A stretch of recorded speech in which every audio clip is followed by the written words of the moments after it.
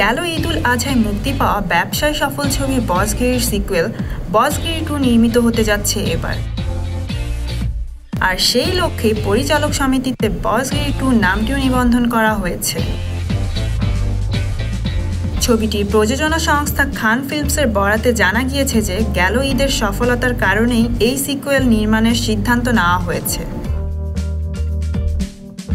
এই প্রসঙ্গে আরও জানা গিয়েছে বসগিরি 2 পরিচালনা করবেন বসগিরির পরিচালক শামীম আহমেদ। আর এই ছবিতে নায়ক হিসেবে থাকবেন শাকিব খান, তবে নায়িকা হিসেবে বুবলিকে রাখা হচ্ছে না। তার বদলে অপু বিশ্বাসকে নেওয়ার আভাস পাওয়া গেছে। প্রযোজক জানান অপু না ফিরলে অন্য কেউ হতে পারে নায়িকা।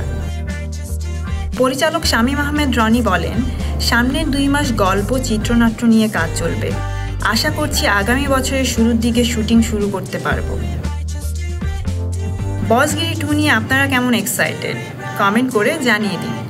আর হ্যাঁ, লাইক, শেয়ার এবং সাবস্ক্রাইব করতে ভুলবেন না।